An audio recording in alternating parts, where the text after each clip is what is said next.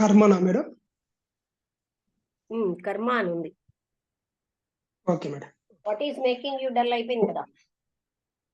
అయిపోయింది మేడం. ఓం శ్రీ సద్గురుభ్యో నమః.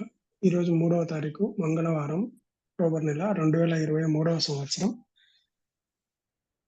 The commentaries on living part 2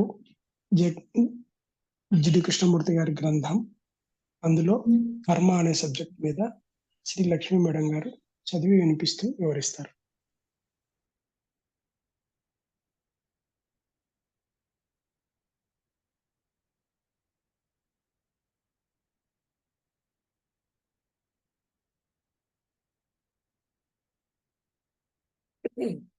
silence అనేది కల్టివేట్ చేసుకోవడం వల్ల రాదు. అది మన ఇచ్ఛాపూర్వకంగా తీసుకురాలేదు. దాన్ని మనం వెతకలేము. దానికోసం ఆలోచించలేము, లేకపోతే దాన్ని ధ్యానించలేము. ఈ మనం ఇష్టంతో సైలెన్స్ ని పెంపొందించుకోవడం అన్నది అదేంటంటే ఎప్పటి నుంచో ఉన్న ఒక ఆనందాన్ని పొందడం లాగా ఉంటుంది. సైలెన్స్ గా ఉండాలన్న కోరిక మనసులో అదేదో ఒక సెన్సేషన్ ని కోరికే. అలాంటి సైలెన్స్ అనేది ఒక రెసిస్టెన్స్, అది మనని వేరు చేసే స్థితి, అది నాశనానికి దారితీస్తుంది. ఏ సైలెన్స్ అయితే మనం కొనుక్కుంటున్నామో అది మార్కెట్ కి సంబంధించిన విషయం. అందులో యాక్టివిటీ అనే సౌండ్ ఉంది.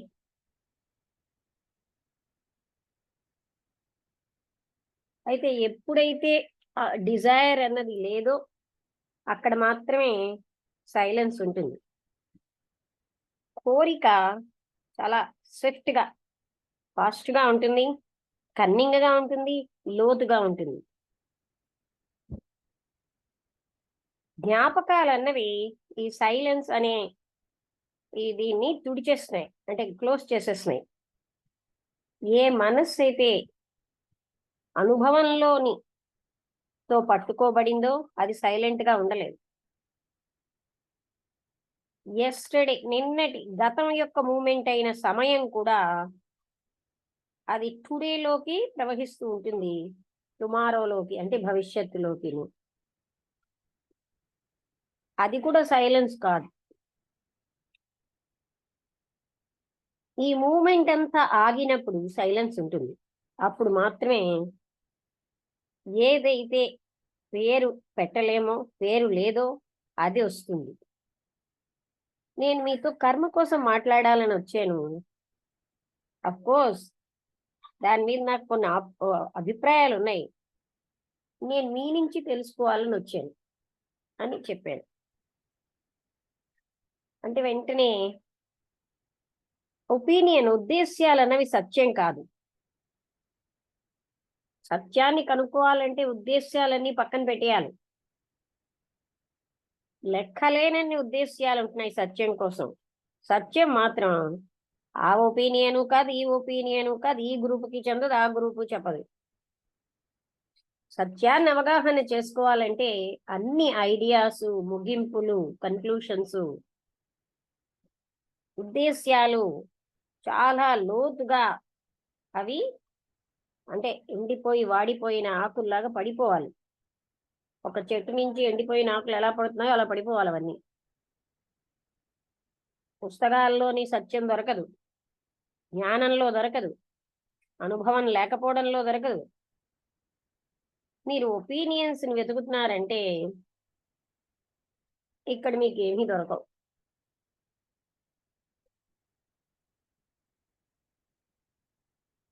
అయితే మేము మీతోటి కర్మ కోసం మాట్లాడి దాని యొక్క ప్రాముఖ్యతను తెలుసుకోవాలి అనుకుంటున్నాం. కోర్స్ అది అది వేరే విషయం.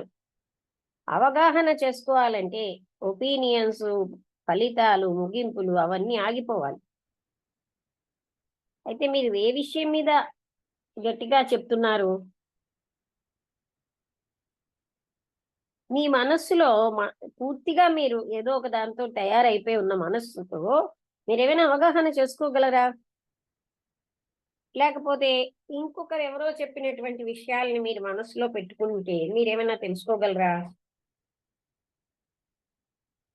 మ్యాటర్ అంటే పదార్థం యొక్క సత్యాన్ని తెలుసుకోవాలంటే, అంటే మనం ఏ విషయం పదార్థం అంటే ఇక్కడ ఏంటంటే ఈ విషయంలో ఉన్న సత్యాన్ని తెలుసుకోవాలంటే మనం ఏంటంటే ఫ్రెష్ గా రావాలి. ఒక రకమైన ఏదైతే ముందుగా ఏర్పరచుకున్న ప్రిజుడిస్లతో కవర్ అవ్వకుండా ఉంటుందో అటువంటి మనస్సుతో రావాలి. అదే చాలా ముఖ్యమైన విషయం. మనం ఏ కన్క్లూషన్స్, ఏ రకమైన ప్రిజుడిసెస్ నుంచి స్వేచ్ఛగా ఉండాలి. లేకపోతే ఊహల నుంచి. అది చాలా ముఖ్యమైన విషయం కాదా సత్యాన్ని తెలుసుకోవాలంటే? దాన్ని అందుకే ఇప్పుడు మనం అంటే సత్యం ఏమిటో అంటూ మనం ఇది అది అని అలాగ ఏవేవో మాట్లాడుకున్న కంటే అలాగ అన్నిటినీ పక్కన పెట్టి తెలుసుకోవడం అన్నది ముఖ్యం కాదా? ఒక ఉద్దేశ్యం అన్నది ఏమిటైతే సత్యమో అది సత్యం కాదు. సత్యం కోసం ఉద్దేశ్యం సత్యం కాదు.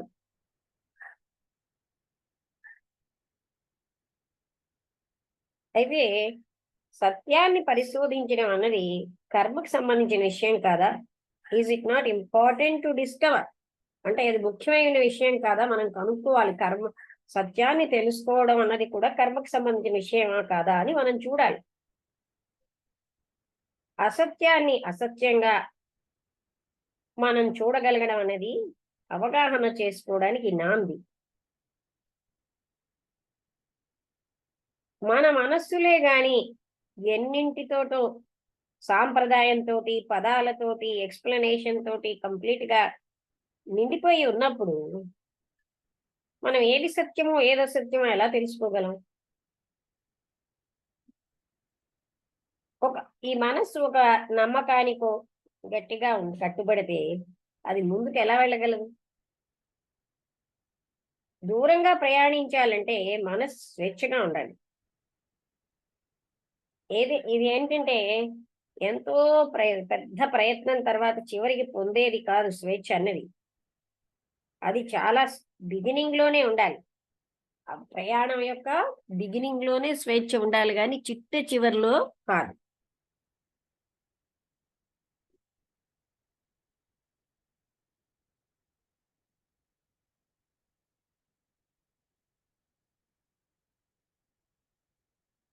The journey for the mind must be, అంటే దూరంగా ప్రయాణించాలంటే మనసు స్వేచ్ఛగా ఉండాలి. స్వేచ్ఛ అనేది ఎప్పుడో మన ఎంతో దూరంగా ప్రయాణించాక చివరిలో వచ్చేది కాదు. అది ఆరంభంలోనే ఉండాలి. నాకు తెలుసుకోవాలని ఉందండి, మీ ఉద్దేశం వాట్ కర్మ మీన్స్ టు యూ, మీరేంటంటారు కర్మ అంటే? అందుకని ఇప్పుడు మనం కలిసి దాన్ని పరిశోధిద్దాం. లేదా ఇద్దరం కలిసే దాన్ని పరిశోధిద్దాం. కేవలంగా పదాల్ని రిపీట్ చేయడం, ఒకరు చెప్పే వాటిని, దానికి ఎక్కువగా లోతైన గుర్తింపు లేదు. అదేంటంటే ఒక గ్రామ్ఫోన్ రికార్డ్ని ప్లే చేసినట్టే. తిరిగి తిరిగి రిపీట్ చేయడం అనేది, ఇంకొకరిని అనుకరణ అన్నది, అది ఎప్పుడు కూడా మనకి స్వేచ్ఛనివ్వలేదు. మీ ఉద్దేశంలో కర్మ అంటే ఏంటి? ఇది ఒక సంస్కృత పదం. అంటే దాని ఉద్దేశం చెయ్యండి, చెయ్యక, to do, to be, to act. ఆ విధంగా అలా ఉందంటే పని చేయడం అని. కర్మ అన్నది పనే. యాక్షన్ అనేది గతంలోంచి వచ్చినదన్నమాట. యాక్షన్ అన్నది కండిషనింగ్ అనేది లేకుండా ఉండదు. అంటే బ్యాక్గ్రౌండ్ కండిషనింగ్ తోటి యాక్షన్ ఉంటుంది. ఎన్నో రకాలైనటువంటి వరుస క్రమంలో ఉన్న అనుభవాలు, కండిషనింగ్స్, జ్ఞానం, అలాగే మన బ్యాక్గ్రౌండ్ లో ఉన్న సాంప్రదాయం, ఇదంతా ఇది తయారవుతోంది. అది కేవలంగా ప్రెసెంట్ లైఫ్ లోనే కాదు, ఆ వ్యక్తి యొక్క ప్రెసెంట్ లైఫ్ లోంచే కాకుండా, ఒక గ్రూప్ లోంచి కాకుండా, త్రూ అవుట్ మెనీ ఇన్కార్నేషన్స్, ఎన్నో జన్మల్లోంచి వస్తుంది. ఇలాగ కాన్స్టెంట్ యాక్షన్, నిరంతరాయమైన ఈ పని దాని యొక్క ఇంటరాక్షన్, ఈ బ్యాక్గ్రౌండ్ కి నాకు, సొసైటీకి, లైఫ్ అన్నది అలాంటి ఈ బ్యాక్గ్రౌండ్ లోంచి నాకు అనే దాంట్లోంచి అండ్ సొసైటీ, సంఘానికి, జీవితానికి అదే కర్మ అంటున్నాం. ఆ బ్యాక్గ్రౌండ్ లో వచ్చినటువంటి అంటే ఎన్నో రకాల వరుస క్రమం అనుభవాలు, కండిషనింగ్స్, జ్ఞానం, బ్యాక్గ్రౌండ్ లో ఉన్న సాంప్రదాయం దాన్ని తయారు చేస్తుంది. కేవలంగా ఈ ప్రెసెంట్ జీవితమే కాకుండా ఈ గ్రూప్ లోకే కాకుండా ఎన్నో రకాలైనటువంటి జన్మల్లోంచి ఇలాంటి కాన్స్టెంట్ గా ఉన్న ఈ యాక్షను, చర్య, ప్రతిచర్య, ఈ బ్యాక్గ్రౌండ్ కి నాకు మధ్యలో ఆ సొసైటీకి, లైఫ్ కి అదే కర్మ. ఈ కర్మ అన్నది మనస్సుని బంధిస్తుంది. నేనుని నా గత జీవితంలో నేను ఏం చేశానో అది ఓన్లీ అది నిన్నటిదే. ఎస్ హోల్డ్స్ అండ్ షేప్స్ మీ. అది నన్ను ఏం చేస్తుంది, ఒక రూపాన్ని ఇస్తుంది, నాకు బాధని సుఖాన్ని కలిగిస్తుంది ప్రెసెంట్ లో. అయితే ఎన్నో కలెక్టివ్ కర్మాస్ ఉన్నాయి, అలాగే వ్యక్తిగత కర్మలు ఉన్నాయి. అంటే సామూహిక, వ్యక్తిగత కర్మలు ఉన్నాయి. అయితే ఈ సమూహము లేదా వ్యక్తి ఈ కారణము అండ్ ఫలితము అనే దాంట్లోని ఆయన ఉన్నాడు.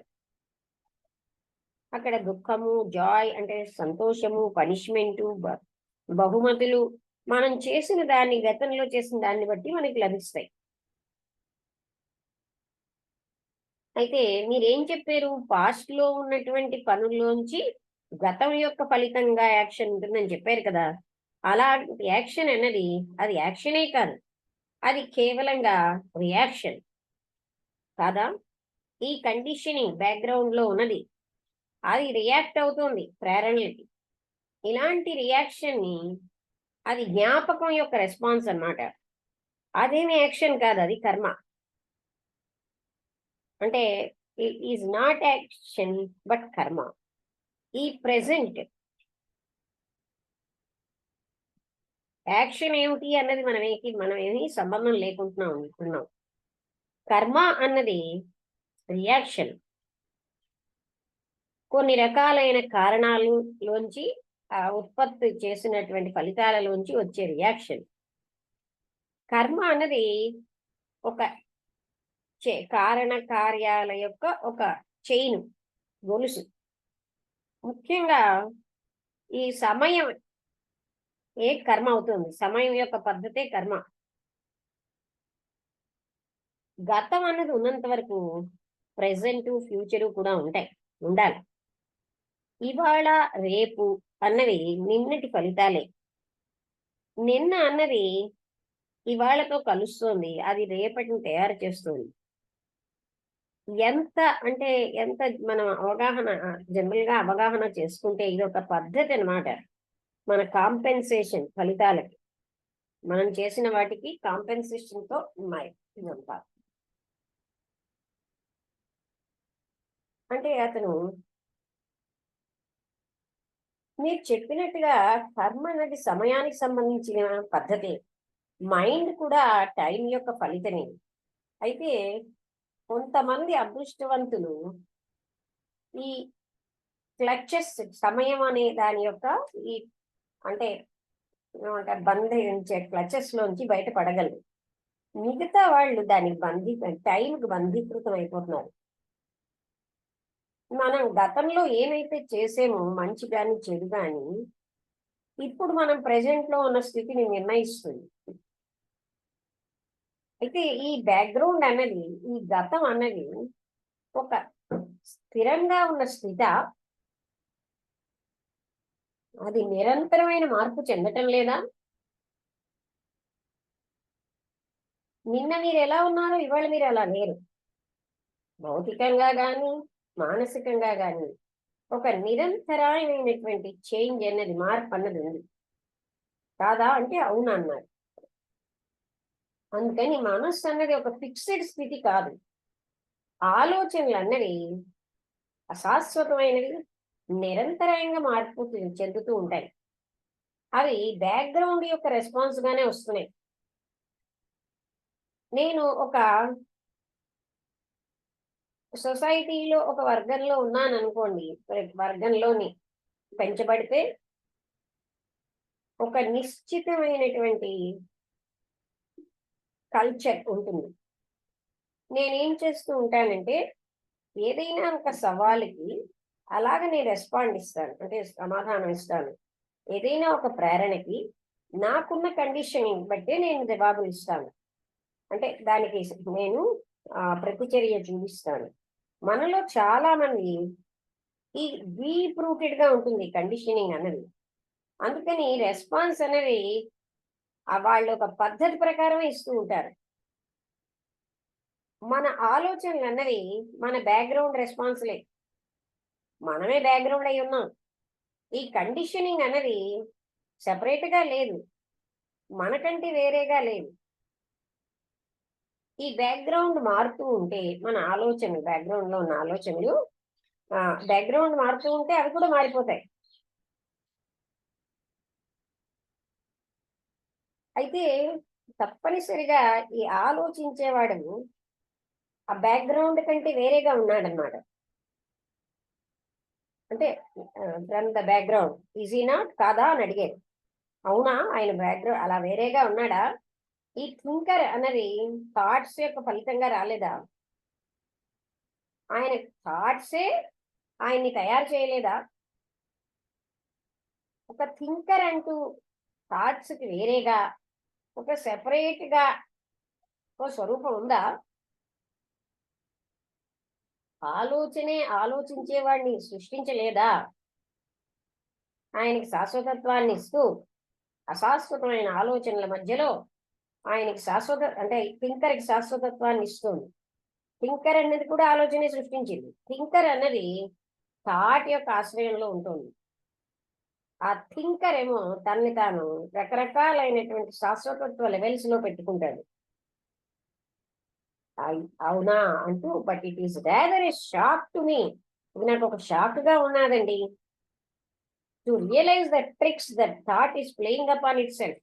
ఆలోచన దాని మీద ప్లే చేసే ట్రిక్స్ చూస్తే నాకు చాలా షాకింగ్ గా ఉంది. బ్యాక్గ్రౌండ్ మెమొరీ అంటే జ్ఞాపకం, జ్ఞాపకం యొక్క జ్ఞానంతో యొక్క రెస్పాన్సే ఆలోచన. ఎక్స్పీరియన్స్ అనుభవం యొక్క ఫలితంగా వచ్చేది ఆలోచన. ఈ జ్ఞాపకం అది ఇంకా ఎక్కువ అనుభవాల్ని తీసుకొస్తుంది. అప్పుడు ఏంటంటే అక్కడ రెస్పాన్స్ ఇంకా టఫ్ గా అయిపోతుంది, పెద్దగా అయిపోతుంది, షార్ప్ గా, చాలా నైపుణ్యంతో అయిపోతుంది.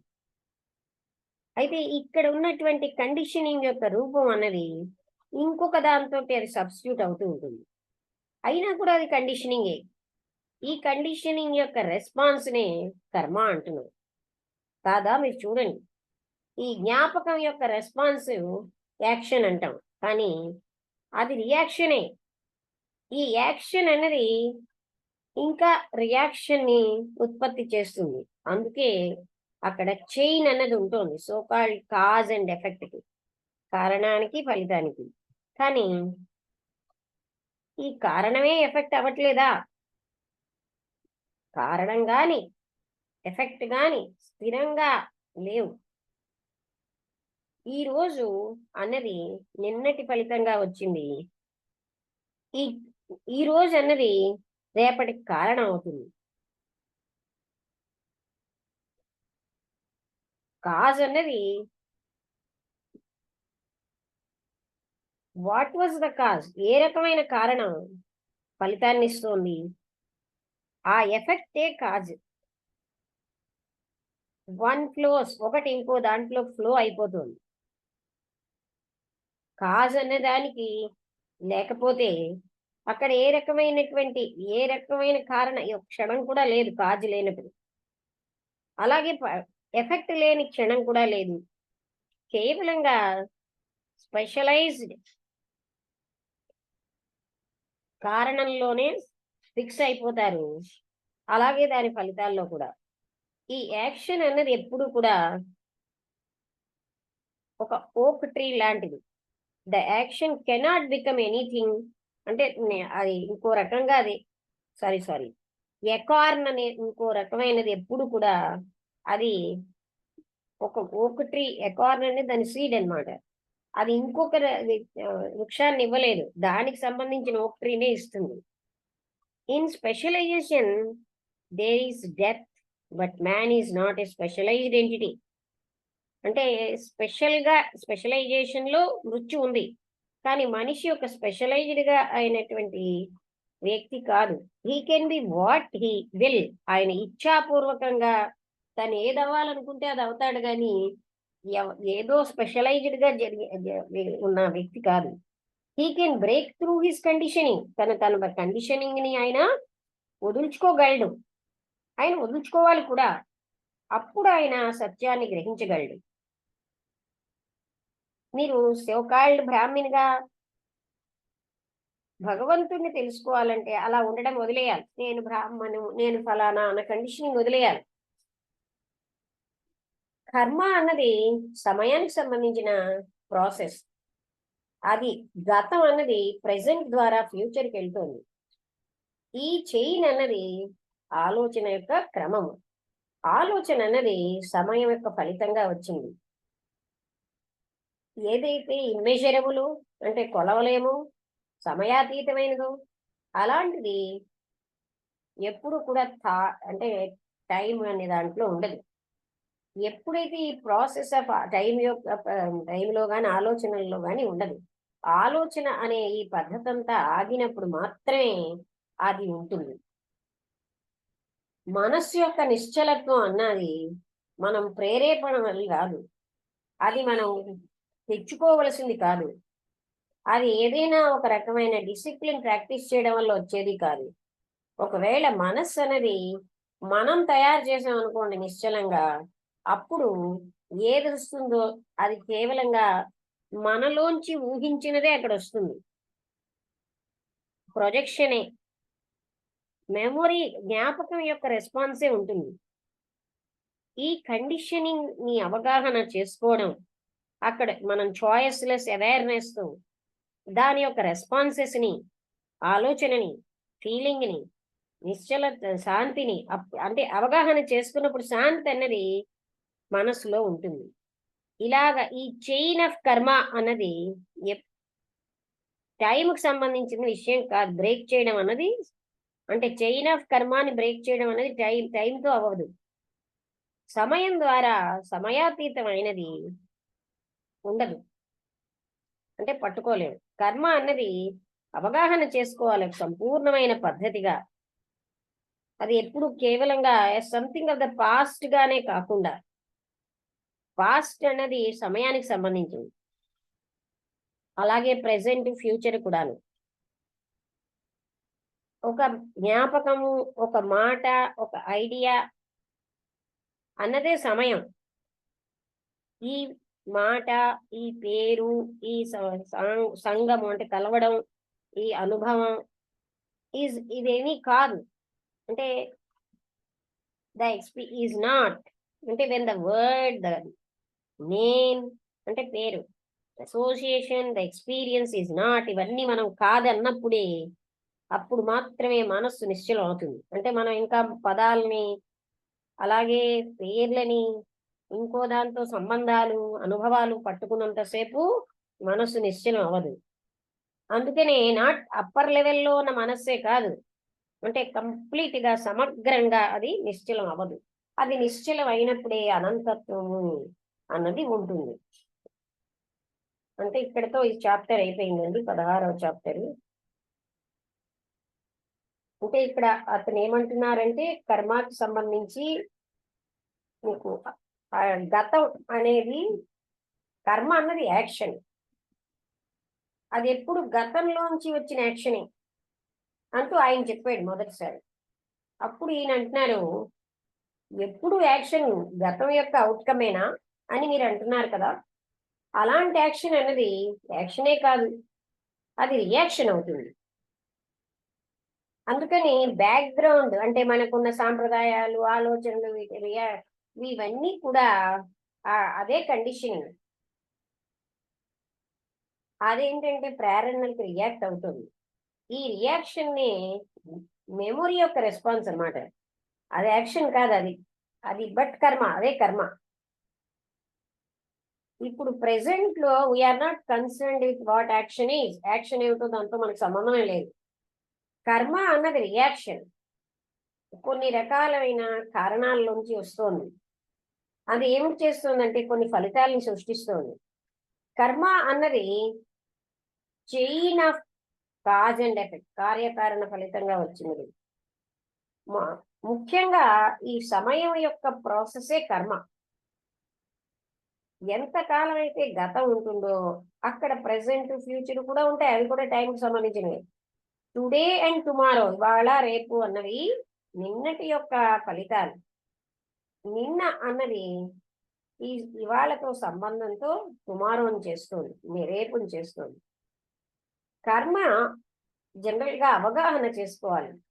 అది ఒక రకమైనటువంటి ప్రాసెస్ ఆఫ్ కాంపెన్సేషన్, అంటే అదే ఆ ఫలితాలతో కదా, అంటే రియాక్షన్ లోంచి వచ్చింది. యాజ్ అంటే మీరు చెప్పినట్టుగా కర్మ అన్నది సమయానికి సంబంధించింది. మైండ్ అన్నది సమయం యొక్క రిజల్ట్. అంటే అదృష్టవంతులైన కొంతమంది ఈ టైం అన్న దాంట్లోంచి, టైం యొక్క కోరంలోంచి బయటపడగలరు. మిగతా వాళ్ళందరూ దానిచే బంధించబడుతున్నారు. మనం గతంలో ఏం చేసామో, మంచి గాని చెడు గాని, అదే నిశ్చయిస్తుంది మనం ప్రెసెంట్ లో ఏంటో. అయితే బ్యాక్గ్రౌండే పాస్టా? అది ఎప్పుడు కూడా బ్యాక్గ్రౌండ్ అయినటువంటి పాస్ట్ అన్నది ఎప్పుడు నిశ్చలంగా ఉంటుందా? అది ఎప్పుడు నిరంతరమైనటువంటి మార్పు చెందటం లేదా? మీరు నిన్నెలా ఉన్నారు, ఇవాళ లేరు, ఉండరు. అలాగే ఉంటారా ఏంటి? మానసికంగా, భౌతికంగా మీకు ఒక నిరంతరమైన మార్పు జరుగుతూనే ఉంటుంది. అవునన్నారు ఆయన. అందుకని మనస్సు అన్నది ఒక ఫిక్స్డ్ గా ఉన్న స్థితి కాదు. మన ఆలోచనలు అన్నవి అశాశ్వతంగా ఉంటాయి, నిరంతరంగా మారుతూ ఉంటాయి. అవేమోని బ్యాక్గ్రౌండ్ యొక్క రెస్పాన్స్ లోంచి వస్తాయి. నేను ఒక రకమైనటువంటి సంఘంలో ఒక వర్గానికి చెందినటువంటి వాళ్ళనైతే ఒక నిశ్చయమైన కల్చర్ అన్నది ఉంటుందన్నమాట. దాంట్లోంచి నేను పెంచబడ్డాను. నేనేం చేస్తాను, నాకు వచ్చిన సవాల్ని, నాకు వచ్చిన ప్రేరణని నా కండిషనింగ్ ప్రకారమే ఎదుర్కొంటాను. మనలో చాలా మంది ఈ కండిషనింగ్ అనేది చాలా లోతుగా పాతుకుపోయి ఉంటుంది. అందుకే వాళ్ళ రెస్పాన్స్ అన్నది ఎప్పుడు కూడా ఒకే పద్ధతిలో ఉంటుంది. మన ఆలోచనలు అన్నీ కూడా బ్యాక్గ్రౌండ్ యొక్క రెస్పాన్స్ లేదు. మనమే బ్యాక్గ్రౌండ్ అయిపోయాం, మనమే కండిషనింగ్ అన్నమాట. అది ఏమీ సెపరేట్ కాదు మనకంటే. బ్యాక్గ్రౌండ్ యొక్క మార్పు కానీ మన ఆలోచనలు అంటే బ్యాక్గ్రౌండ్ మార్పుతో మన ఆలోచనలు మార్పు. అయితే థింకర్ అన్నవాడు బ్యాక్గ్రౌండ్ కంటే తప్పకుండా వేరేగా ఉన్నాడన్నమాట. అవునా? థింకర్ థాట్ యొక్క ఫలితాల్లోంచి వచ్చాడు. థాట్ యొక్క రిజల్టే థింకర్. ఆయన థాట్స్ తోటే అవ్వలేదా? ఆయన వేరేగా ఉన్నాడా థింకర్ గా? తన ఆలోచనల కంటే థింకర్ వేరేనేంటి? థాట్ ఏమో థింకర్ ని క్రియేట్ చేయలేదు, ఆయనకు ఒక శాశ్వతత్వాన్ని ఇచ్చింది. శాశ్వతమైన ఆలోచనలతో తయారైన థింకర్కి ఒక శాశ్వతత్వాన్ని ఇచ్చేసింది ఆలోచన. ఈ ఆలోచించేవాడు అన్నది ఆలోచనలోనే శరణు పొందుతున్నాడు, ఆశ్రయం ఉంది. అండ్ థింకర్, ఆలోచించేవాడు తన్ని తాను ఒక డిఫరెంట్, ఒక రకమైనటువంటి వేరే పర్మనెంట్, అంటే శాశ్వతం అనే లెవెల్లో పెట్టుకుంటున్నాడు. ఇప్పుడు నాకు ఇదంతా చూస్తున్నానండి, నాకు చాలా షాక్ గా ఉంది. ఏంటంటే థాట్ ఎలాంటి ట్రిక్స్ ప్లే చేస్తుందో అవన్నీ చూస్తే నాకు చాలా షాకింగ్ గా ఉంది. బ్యాక్గ్రౌండ్ లో ఉన్న బ్యాక్గ్రౌండ్ కి జ్ఞాపకం యొక్క గత జ్ఞాపకాలలో ఉన్న జ్ఞానం, వీటి యొక్క రెస్పాన్సే థాట్, ఆలోచన. అది అనుభవం యొక్క రిజల్ట్. ఈ జ్ఞాపకం ఇంకా ఇంకా ఎక్స్పీరియన్స్ తో అదే రెస్పాన్స్, అంటే దాని రెస్పాన్స్లు ఇవన్నీ చాలా టఫర్ గా అయిపోతున్నాయి, పెద్దగా షార్పర్ గా, చాలా నైపుణ్యంతో అయిపోతున్నాయి. ఒక రకమైన కండిషనింగ్ అనేది మనం మరో దాంతో సబ్స్టిట్యూట్ చేస్తున్నాం, కానీ అది కూడా కండిషనింగ్. ఈ కండిషనింగ్ యొక్క రెస్పాన్స్ నే కర్మ అంటున్నాం. అందుకని మన మెమొరీ యొక్క రెస్పాన్స్ అన్నమాట యాక్షన్ అంటే. అది రియాక్షన్ కాదు, కేవలంగా రియాక్షన్. యాక్షన్ అనేది ఫర్దర్ రియాక్షన్ తీసుకొస్తుంది. అందుకే చైన్ ఉంటుంది అనమాట. So called cause and effect యొక్క చైన్ ఉంటుంది.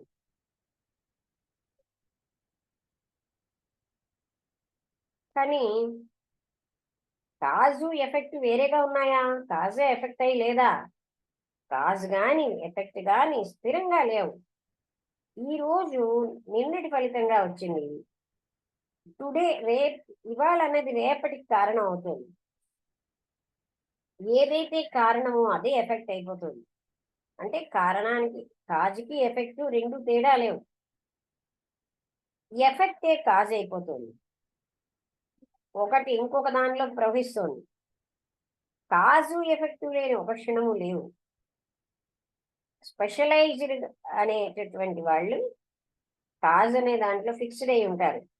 అదే రకంగా ఎఫెక్ట్ లో ఈ యాక్షన్ అనేది ఎప్పుడు కూడా అంటే ఎలా చెప్తున్నారంటే ఎకార్న్ అంటే ఒక మనం ఏ ఉత్తరం వేస్తే అదే చెట్టు వస్తుంది, మరొకటి రాదు. ఆయన అంటే మనిషి స్పెషలైజేషన్ ఇలాగ స్పెషలైజేషన్ లో డెప్త్ ఉంది. But man is not a specialized entity. అంటే మనిషి స్పెషలైజ్డ్ గా చేసిన వాడు, చేయబడిన వాడు కాదు. He can be what he will. అంటే ఒక మూసలాగా చేసేసి ఆయన ఎప్పుడు అలాగ మెకానికల్ మనిషిలా ఉండట్లేదు కదా. ఆయన ఏది కోరితే ఆయన అలా ఉండగలుగుతున్నాడు. ఆయన తన కండిషన్ ని బ్రేక్ చేసుకోగలడు, ఆయన చేసుకోవాలి కూడా. ఆయన గాని అప్పుడు మాత్రమే అతను సత్యాన్ని డిస్కవర్ చేయగలడు.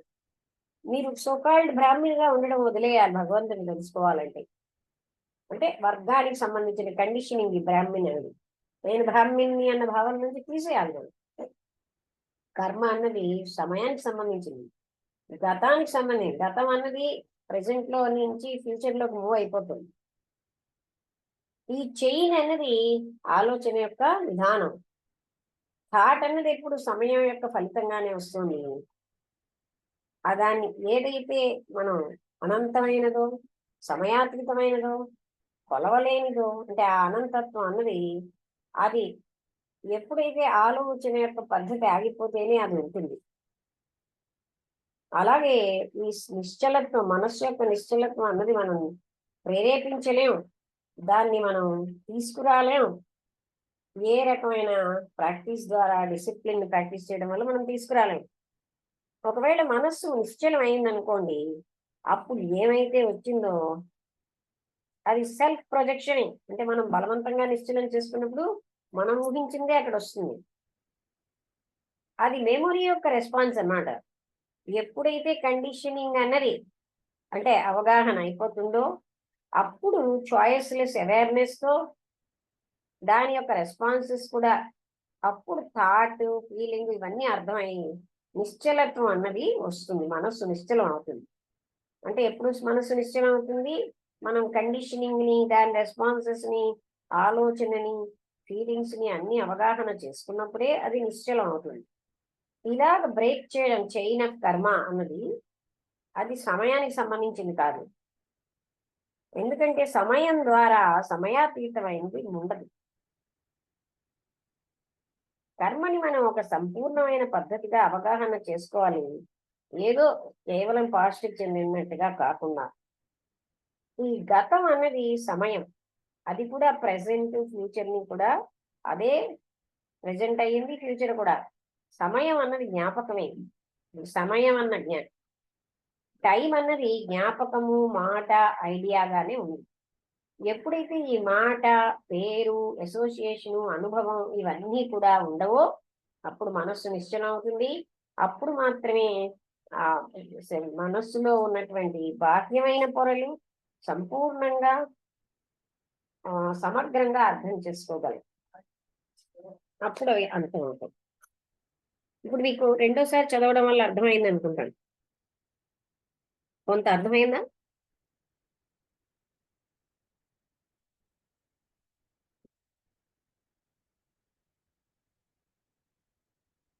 రామముద్రి గారికి అర్థమైందా? లేకపోతే వసంతలత లేదు.